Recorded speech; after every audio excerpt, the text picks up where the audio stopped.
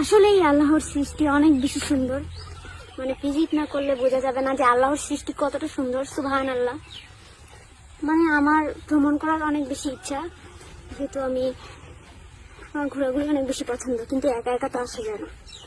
সারা বাংলাদেশের মধ্যে সবচেয়ে বড় চা বাগান হচ্ছে এটা, সুরমা চা বাগান। মানে এটা পুরা যাইতে স্বাদ ছড়িয়ে পড়ে। এখানে একটা জায়গা কিনবো,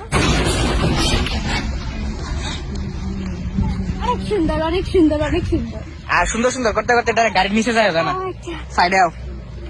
এটা আমার বাপের রাস্তা, এটা আমার বাপের রাস্তা, কি করবো? হ্যাঁ, এটা হাইওয়ের সাথে সংযুক্ত থাকলে রাস্তা একদম খালি থাকে, এখানে বয়া বয়া আসে না মানুষ ছবি তুলে। আমিও ছবি তুলবো, একটু সামনে যাই।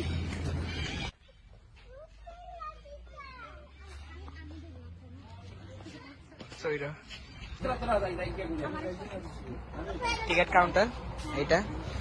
আমরা এখন যাবো ওয়াচ টাওয়ারে। এদিক দিয়ে না, কিরকম লাগতেছে এখানে? আমার তো অনেক ভালো লাগতেছে।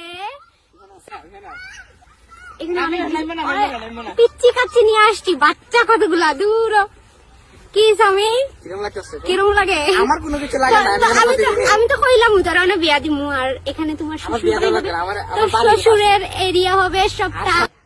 বাচ্চা কাচ্চা নিয়ে ওদের সাথে আসছি আমি।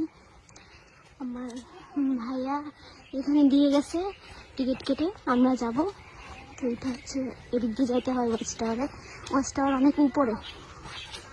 এখানে 500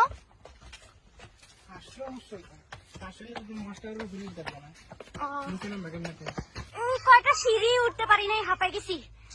এত বড়, এটাতে উঠবো কিভাবে আমরা? এটা হচ্ছে ওয়াচ টাওয়ারে ওঠার জন্য সিঁড়ি আর কি।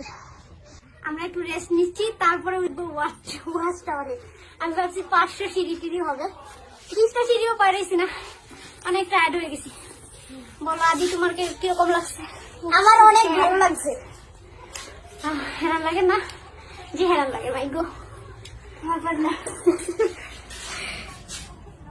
এই যে ঈশাই, আমাদের ঈশা পাও, তোমার কিরকম লাগছে? এখন তো এটা উঠতে হবে।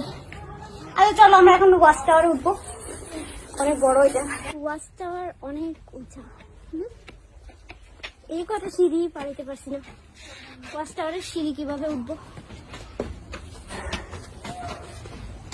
না সমস্যা নাই, সুপরিচিত সুপরে উঠে যাবে।